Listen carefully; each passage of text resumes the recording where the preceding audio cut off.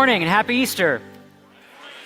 Welcome to North Shore. I'm so glad to see all of you with us. I'm so excited that you would be with us on this Easter Sunday. I also want to welcome those of you who are joining us online or live via Facebook right now, and a special welcome to those of you who are in the Student Center enjoying the gourmet homemade breakfast that no one in this room will actually get, but we're glad that you made it in, and I hope you enjoy watching via video.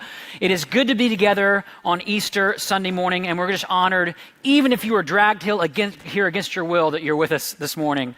I want to start actually with some exciting kind of church news. Our board and leadership team thought this would be a great weekend to make an announcement about the next location for our next church launch. If you don't know North Shore, church planting, church launching is something that we do here. So we thought, what better day to tell you where we're going next than on Easter Sunday. And I am so excited about this. Are you ready for this one? North Shore is launching next in the state of Hawaii. That's right. We're going North Shore on the North Shore. It's warm, it's sunny, it's everything Seattle weather is not. Oh, and one more thing. April Fool's Day. You guys, I got to tell you this. I can see a few of our elders in the room and they are trembling with like, what is he about to do? What is he saying? That's right. Today is not just Easter Sunday. Today is April Fool's Day, the day where all around the world, it's like a global phenomenon, practical jokes and pranks are played on people all the time. And by the way, you were just victim of one, which means we're not actually launching in Hawaii. So those of you that are already on Twitter, get off Twitter. We're not actually going to Hawaii. But if you want to pray about it, you're welcome to pray about that. And I'm sure our whole staff would want to sign up for that one. You know, I've always loved April Fool's Day, although I have to say it's more fun to be the joker than the jokey, right? Because the joke is always on somebody, and it's never quite as fun when the joke is on you. Some years ago, when I was a college pastor, a group of college students came to my house in the middle of the night and covered my car with Peeps candy. You know, those little marshmallow birds? They covered my car, and then when I came out in the morning, it was just covered with kind of like, you know, wet, kind of cemented in marshmallow candy caked all over my car. And I actually had to go to the car wash that morning, and the attendant was like, dude, there are marshmallow birds all over your car. And then they had to put my car like in the industrial lane, like with the industrial car wash area, and I was hours late for work, literally because a group of students peeped my ride. That was their joke on me. But with every prank, with every practical joke, there's always some kind of a reveal or a punchline. You know, the joke is always on somebody. And that's what some people say about Easter Sunday, that the story of Jesus Christ raised from the dead, I mean, it has to be some kind of joke. It has to be some kind of prank. I mean, who could believe such a thing? I mean, people who are executed and confirmed to be dead and then placed in a tomb don't just walk out of that tomb 2 days later and say, ta-da! That doesn't just actually happen. The one thing you could count on with people is that the dead ones tend to stay dead. And if that's true, then when it comes to Easter, the joke's on me. And the joke is on everybody who has put their faith in this man, Jesus. Because if Jesus wasn't raised from the dead, if this is just a made-up story made to inspire hope or as a symbolic gesture of transformation, if Jesus wasn't actually raised from the dead, then everything that Jesus taught is basically irrelevant. And everyone that follows him is basically a fool. And by the way, those aren't my words. Those words actually come from the Bible. The Apostle Paul, the founder of the first Christian churches, said this. He wrote, "If Christ has not been raised, your faith is futile. If what we have hoped for in Jesus doesn't take us beyond this life, then we are world-class fools deserving everyone's pity." And of course, that's probably what those first disciples of Jesus thought after he was killed and dead and buried in a tomb. They probably felt like the world's biggest fools. I mean, just imagine for a moment, giving up everything, sacrificing your life, your wealth, your future all around this one person in hopes that this one person would change the world, only to watch that person die a criminal's death and then put your whole life and existence in danger. I mean, you feel like a fool. You feel like you had bought into a lie. And I imagine that's exactly the emotional process those first disciples were going through on that first Easter morning. And part of the reason we know that is because they weren't even willing to go and pay their respects at the tomb. The only people who went to the tomb were a group of women who had been befriended by Jesus. And I want to tell you their story and what happens next. So listen to what happened on the very first Easter morning. This is from the Gospel of John, chapter 20. John writes, early on the first day of the week, while it was still dark, Mary Magdalene went to the tomb and saw that the stone had been removed from the entrance. So she came running back to Simon Peter and the other disciple, the one Jesus loved, and said, they have taken the Lord out of the tomb, and we don't know where they have put him. So Peter and the other disciple started for the tomb. Both were running, but the other disciple outran Peter and reached the tomb first. John is actually writing the story, so John's actually writing about himself. He doesn't want to brag, so he just calls himself the other disciple who's faster than Peter. Get that. There's humor even in the Bible, folks, okay? And he bent over and looked at the strips of linen lying there, but he did not go in. Then Simon Peter came along behind him, and he went straight into the tomb as only Peter would do, just compulsive to the last. He saw the strips of linen lying there, as well as the cloth that had been wrapped around Jesus' head. The cloth was still lying in its place, separate from the linen. Finally, the other disciple, who had reached the tomb first, also went inside. He saw and believed. Yet they still did not understand from Scripture that Jesus had to rise from the dead. Then the disciples went back to where they were staying. So at this point in the story, what we know is this. The first Easter did not begin with a celebration or lights or a song or praise. It began with panic and fear and confusion over the body that had gone missing. In fact, if you think about it, the first Easter greeting was more like, Jesus Christ is missing. He's missing indeed.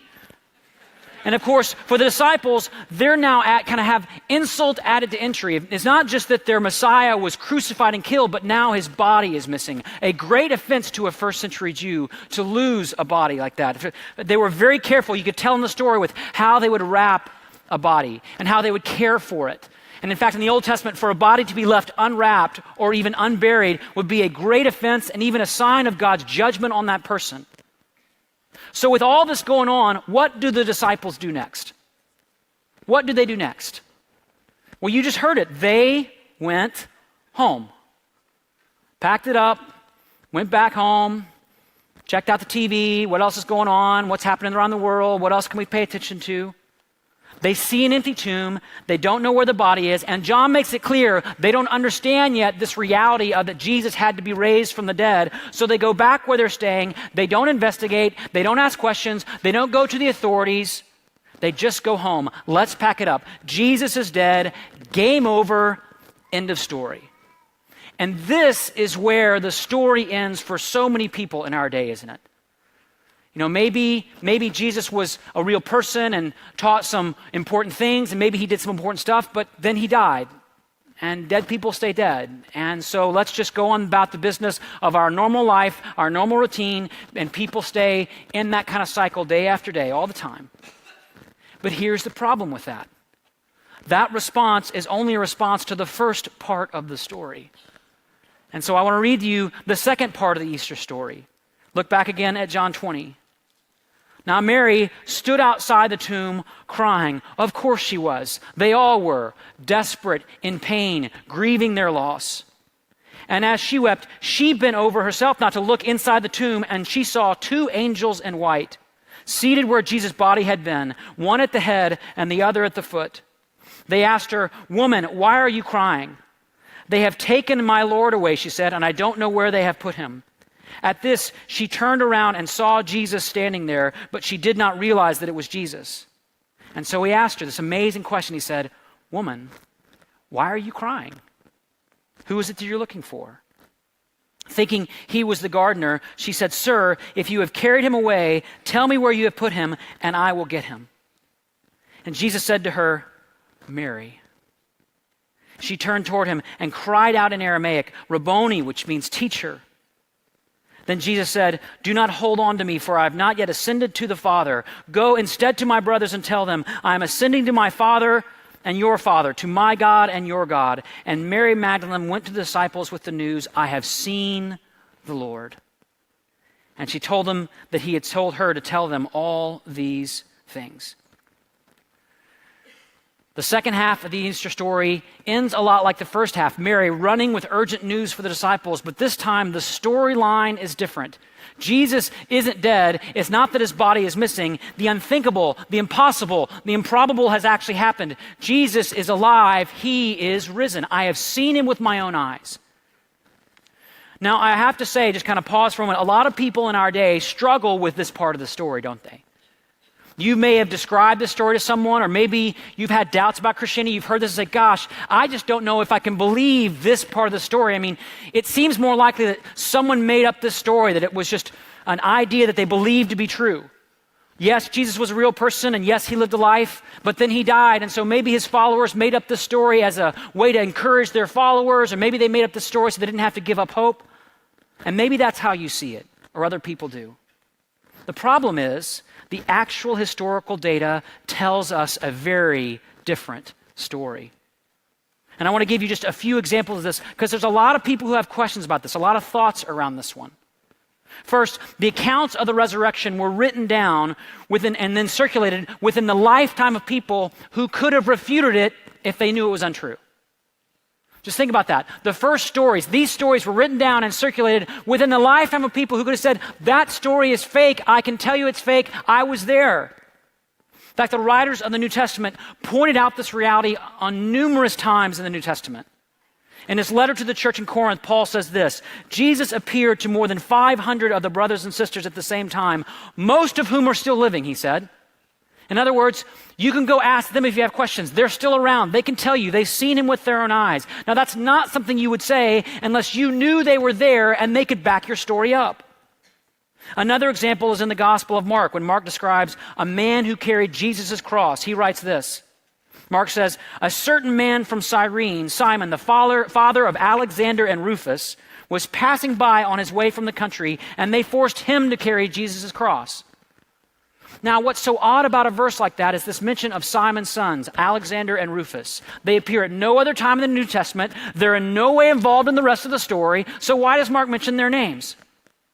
Well, most likely because those two people were familiar to Mark's audience, and Mark was saying, hey, if you don't believe my story, you can go ask Alex and Rufus. They were there.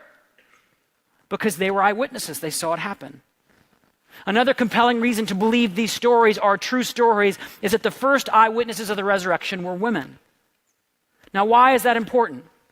Because you see, in Jesus' day, unlike our day, women were looked down as far less than men in their culture. I mean, they were looked down upon. They were seen as an entirely different category or class in some very profound ways. And they were actually considered to be deceptive by nature, even pathological liars. So much so that if a woman, get this, if a woman in that day was an eyewitness to a crime, her testimony would not be allowed in a court of law because her words, by nature, they thought, could not be trusted. So, think about it. If you're planning to make up a story about a dead guy coming back to life, coming back from the grave, the last thing you do would be have the first eyewitnesses be women, because that would lead everyone in that culture to stop reading right then and there. You would only include that detail if the story was true and you wanted to preserve the truth at all cost. But perhaps the most compelling reason to believe this story is true is that those same disciples who went packing, who went home, who gave up, who said, I've had it, I'm going back to the fishing business, would later be the same disciples who would be in prison and eventually executed because they claimed that Jesus was alive. Now, just because someone is willing to die for something doesn't mean it's true. But no one dies for what they know to be a lie. No one gives up their life for what they know to be a joke or a prank or a gag. People just don't do that. In fact, think about it. Think about just how remarkable it is that Christianity started the way it did. One day, the disciples were scattered and confused. The next day, they launched a movement that would change the course of the world forever. One day, Christianity didn't exist. The next day, it did. And just think about the impact this man Jesus has had on the very landscape of our world. Anybody know what year it is this year? That's not meant to be a trick question. I know it's early this morning. What year is it? 2018. 2018 years from what? The birth of this man, Jesus. Some of you know I moved here from the city of San Francisco. Why is there a San Francisco? Because there was a man named St. Francis who gave his life and belief to Jesus. Some of you know the San Juan Islands. Why are there such a thing as the San Juan Islands? Because there was a man named St. John who loved and followed and committed his life to this man, Jesus. Some of you know the city Monroe, Washington. Why is there a Monroe, Washington? Nobody knows. Nobody knows that one. And by the way, I stole that line from someone else, so don't send me emails about that one. I stole that one. Just think about it. How is it that a man who was born in obscurity and was crucified as a criminal is now the same man that millions of people swear by and pray to and sing to? How is it that this man who was supposedly dead and buried 2,000 years ago is now the person around whom people of all backgrounds, beliefs, cultures, and nations gather around and learn from and worship? You would be shocked to see how many different groups are out there that actually follow Jesus. You can look online. I did this week. There are Jews for Jesus, Muslims for Jesus, cowboys for Jesus, bikers for Jesus, wrestlers for Jesus. There are clowns for Jesus. There are even atheists for Jesus. I'm serious. You can find that online. Atheists for Jesus. What's the world come to? A historian named Yaroslav Pelikan described the impact of Jesus this way. He said, regardless of what anyone may personally think or believe about him, Jesus of Nazareth has been the dominant figure in the history of Western culture for almost 20 centuries. If it were possible with some sort of super magnet to pull up out of that history every scrap of metal bearing at least a trace of his name, how much would be left? You see, friends, as unlikely or unimaginable or improbable as it may be, the only way a story like Easter could have changed the world as it did is if it were actually true. The only way a story about a man coming back to life could change the world as it has is if it were actually true. That Jesus wasn't just missing, he was risen, he was alive. And by the way, the implications of this truth are staggering. They're staggering for your life. If Jesus is alive, for example, that means death is no longer the end. Death is no longer the end. There's something in your soul right now that resists and pushes back against this idea of death because there's something in your soul that wasn't made for death. Yesterday, March 31st, was our daughter Nora's first birthday. And it's the same day that my grandmother celebrates her 96th birthday. And it got me thinking kind of about just when Nora will reach her 96th birthday someday, the year 2113, when most of you are gone and I'll be 138 years old, and there's just something in our spirit that wants to push back and resist and say, no, death doesn't make sense. It's just, there's something wrong with death. I mean, how can life be meaningful if death is just the end? If that's all, there's no justice, no answers, no life beyond. And yet, that's where so many people do life today. Some of you know the name Mel Blanc. He was the famous voice behind so many of the great Looney Tunes cartoon characters like Bugs Bunny or Daffy Duck or Yosemite Sam or Foghorn Leghorn. And when he died, he had on his tombstone inscribed these 3 simple words that were part of the closing credits of every Looney Tunes cartoon. It simply said on his grave, "That's all, folks."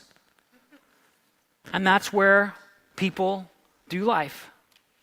If Jesus is still dead, then when you take your last breath, that's all, folks. If Jesus is still dead, evil remains evil, injustice remains unanswered, hope remains wishful thinking, and at the end of your days, death will have the last laugh. But here's the thing, not after Easter. No more after Easter. When Jesus came out of that tomb, it was like he was saying to death, "Okay, death, who's laughing now?" In fact, it's amazing. The early church was known to scoff at the idea of death. Scoff at it. The Apostle Paul wrote these words, "Where, O death, is your victory? Where, O death, is your sting?" In other words, you can't touch us because Jesus is alive and death is no longer the end. But there's more. If Jesus is alive, it means the past no longer defines you. If Jesus truly walked out of that tomb, it means the past, your past, no longer defines you. There's an amazing moment in that Easter story when Jesus approaches Mary and he calls her by her name. He says, "Mary." Remember that moment? Well, what you may not know is this is the first moment in all the Gospels that Jesus calls her by her name. The first time he does that. Because in that day, the proper way to speak to a woman in public was simply to say "woman," which is why that's how she's initially addressed. But after Easter, Mary is no longer subject to the old stereotypes, the old social norms, the old categories. Jesus calls her by her name. Just like he calls you this morning by your name. Not by your net worth, not by where you live, not by what you've done, not by who you are or who you're not. He calls you now, the risen one, by your name. And he doesn't just send Mary back to her old routine either. He gives her the very first post-Easter assignment. He says, go to the other disciples and tell them that I'm going back to my Father. In other words, Mary, I want you to give the world's first Easter sermon. But I'm a woman, she's thinking, and Jesus is like, I know, and that's just what Peter and the boys actually need. You see, if Jesus is still dead, the joke would be on Mary. The disciples would never believe her. But if Jesus is alive, the joke's on the stereotypes and the categories and the labels, the joke's on racism and sexism and chauvinism. The categories that have been used to rank people or demean people are now gone. The joke's on them, Jesus says. Which is why the early church, if you look at the history, was the most radically inclusive and welcoming and hospitable community the world had ever seen. That may not be how you think of church today, and sadly, many churches are not that way, but that's how the first century church was built. In fact, the Apostle Paul wrote these amazing countercultural words. He said, in the church, there is neither Jew nor Gentile, neither slave nor free, nor is there male and female, for you are all one. You see, after Easter, Jesus isn't just in the business of saving souls. He's creating a whole new world order, a whole new way, where people are not defined by their categories or their class, where our value isn't based on where we live or what we do. If Jesus is alive, it's a whole new day. Today can be your name, and the past, the categories, the brokenness, it no longer has to define you. And that would seem like enough, but there's even more. If Jesus is alive, the same power that raised his body from the dead can transform you. It can change you. There's a young man in our church named Ben who's experienced personally, firsthand, the transforming power of Jesus in his life. And we asked him to share a little bit of his story with you this morning, and he agreed. And so I want you to take a look at the screen and watch this.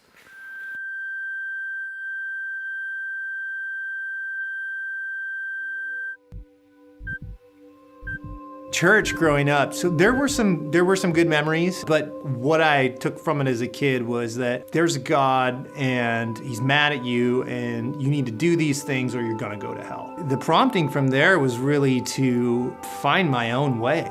At the time, one of the greatest gifts to me was music. It was a way for me to take all of these different types of beliefs and feelings and things that I was learning and understanding and express them. I joined a couple different hard rock bands, played really aggressive, loud, jumping around, mosh pit type music, and it led me to drug and alcohol addiction. Anything that made me feel a little bit better than where I was. And ultimately that path led me to physical death. I did die from drug abuse and was revived in an ambulance. What's so amazing when I look back at this now is that even that did not push me to want to know the truth. It didn't push me to really want to become unstuck. You don't really want to be stuck, but you find yourself stuck, so you just keep looking for something else to unstick you. But nothing I found would actually unstick me. It would just add on to this collection of ideas that made up the identity of who I was at the time. I just got to that point where I recognized the ruin of all of my choices. Everything that didn't fulfill me and didn't answer anything about me of why am I still struggling in my heart. My spirit was totally broken. I was calling out, just saying, Jesus, if you're real, you have to speak into my life. Will you please do it? I'm not dead. I should be. I've had all this wreckage. Why am I here? If you're real and you want me here, you need to speak in my life because I can't do it anymore. I'm stuck and I can't move. Through this process, he just completely rebuilt me.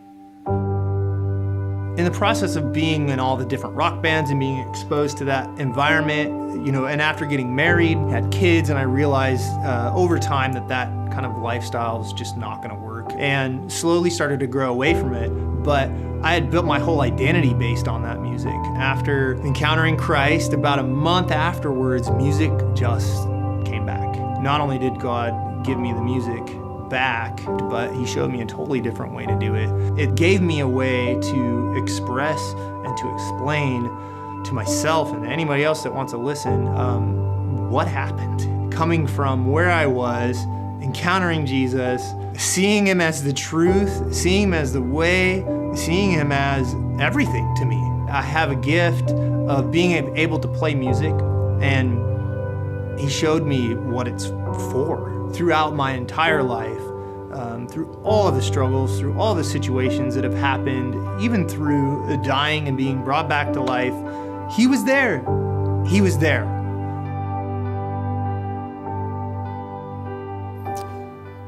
Far too many people in our day are going about the business of their life, living as if Jesus is still dead and buried in that tomb, as if there's no real power to change, as if there's no way to be transformed, as if my sin, my guilt, my pain, all the stuff that I carry, my addictions, my fears, all the stuff of life is just the way it is. But here's the thing, if Jesus is really alive, there is a way to finally get unstuck. Some of you have been going through the motions of faith, or maybe going through the motions of your own life, and the word you would use if you had to really articulate it is just, I feel stuck. I'm kind of going through the motions, I'm doing the same old stuff, and maybe that's just been religious activity, or maybe it's been whatever else. Jesus has the power to get you unstuck. Meaning you don't have to be defined by regret anymore. You don't have to be controlled by addiction anymore. You don't have to be alone anymore. And we want to take seriously as a church family this reality, this power that it's possible to become unstuck. And so starting next week on April 8th, we're starting a teaching series that's really just designed around this idea that you can be unstuck. We're calling it simply Unstuck. It's about transformation that actually lasts, that's actually possible. Doesn't matter if you're single or married. Doesn't matter if you're a longtime Christian or still asking questions of faith. Doesn't matter if you're on the younger side or the older side. And if you're at that age where you're not sure if you're old or if you're young, that means you're old. But regardless of where you are spiritually, regardless of what's going on in your life, I believe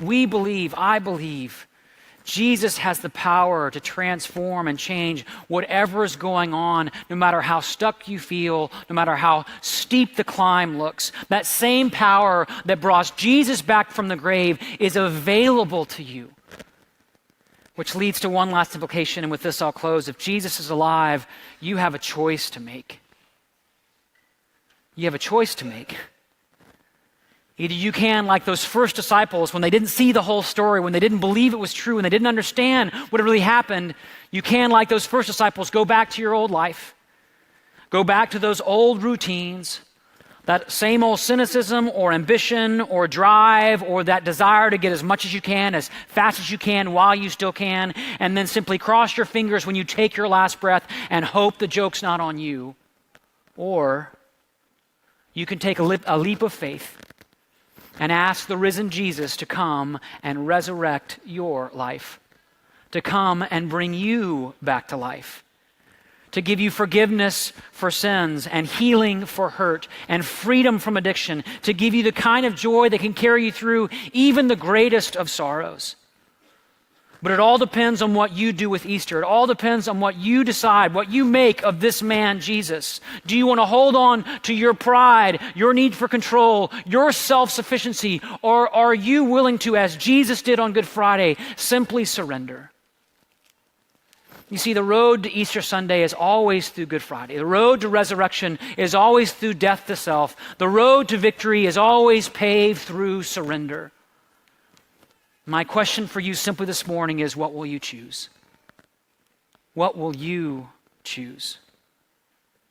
And as you think about that, and I'm going to give you a moment in just a moment to make that choice. But as you think about that, I want to just put a picture in your mind before I close. Because you see, for those of you who make that choice, For those of you who say, I want to trust Jesus and surrender my life to the risen Savior that I believe can transform all of who I am. For those of you who make that choice, the biggest reveal, the biggest wow is still to come. After you take your last breath someday, when it's time to say goodbye to this life, and you find yourself not actually falling asleep, but then and finally just finally waking up, and Jesus will be there. And it will be hard for him to contain the laughter in his spirit as he looks with you at all the past sins, all the regrets, all the pain, all the hurt, taken and buried in a tomb and sealed by a stone that says, that's all, folks. Death no more, sin be gone. That's it for you. And in that moment, in that great and grand reveal, you realize that your last laugh is actually your first laugh. And that last day is actually your first day. And everything that was once broken is now being made new. And Jesus with a smile will simply look you in the eye and say, ta-da. Let's pray. Jesus, some of us in this room are still trying to power our way through life on our own, as if you're still in that grave and it's all up to us. And I have to confess, that's how I do my life too. So often, it's so tempting out of pride or fear, out of either arrogance or insecurity, to believe the easier way, which is that you remained in that tomb and death is just the end. But the joke's on that this morning, because that's not the truth. And in this morning, we are here to remember and remind ourselves of that amazing news that you came out of that tomb, that death could not keep you and the grave could not hold you. And if you're here this morning and you've never surrendered your life to this risen Jesus, I want to invite you, if you want to do that right now. You can say to Jesus simply this: I want you to come and resurrect my life. I confess my pride and my sin, and I ask for grace and forgiveness, believing that you're alive and that you're listening and that you conquered death so that I could live. And Jesus will do that. He will answer that prayer. And so humbly and in all our brokenness, Jesus, we ask this morning that the power that brought you back to life would transform every life in this room, every life listening right now, that your amazing grace begin to put the broken pieces of our lives back together even now. That while all we might see in this day is sin or pain or fear or death, that the joke is on those things this morning. The prank is on those things this morning. That you have had the eternal last laugh through your amazing grace that can put our lives back together again. And so Jesus, it's in your name, your risen and living name, that we pray these things and ask these things, and we trust you this morning. And everybody said, amen.